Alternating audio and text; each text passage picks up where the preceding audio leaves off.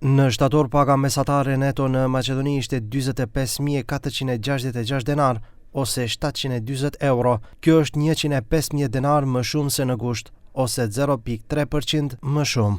Por krahasuar me të njëjtin muaj të vitit të kaluar, rritja vjetore është e konsiderueshme 9.3%. Edhe më e madhe është rritja nëse krahasohen 9 muajt e vitit 2025 me periudhën e njëjtë të vitit 2024, rritje prej 9.9%. Ndryshe, për të mbushur shportën minimale sindikale, nevojitet pothuajse një pagë mesatare e gjysmë. Потенцираме дека повторно е прескап животот за македонскиот граѓанин и работник и дека за овој месец 65.173 денари се минимум потребни за да се преживее месецот во едно 4-члено семејно домаќинство или 80.000 денари доколку истото плаќа кирие или има кредит за стан. Nga lidhja e sindikatave përsëritën se paga mesatare po rritet, ndërsa ajo minimale ka mbetur e pandryshuar që nga marsi, prandaj kërkojnë rritjen e saj në 600 euro.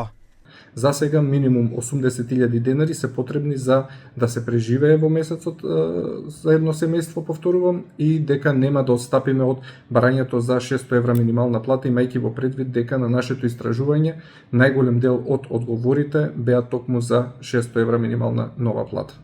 Sindikatat paralajmëruan protesta dhe greva në përpjekje për të siguruar një rritje të pagës minimale. Ata theksojnë se një bazë për rritjen e pagës minimale është edhe produktiviteti i mirë i punëtorit, i cili krijon shumë më tepër vlerë se sa paguhet. Ndryshe, ditë më parë, grupi parlamentar i Frontit Evropian kërkoi pagë minimale 600 euro për punëtorët me arsim të mesëm dhe 800 euro për ata me arsim të lartë, modeli ashtu quajtur malazez.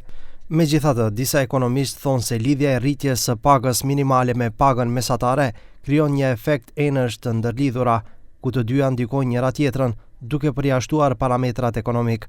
Prandaj, sipas tyre, kjo lidhje duhet shkëputur dhe paga minimale të bazohet vetëm në tregues ekonomik si inflacioni, produktiviteti ose rritja e prodhimit të brendshëm bruto.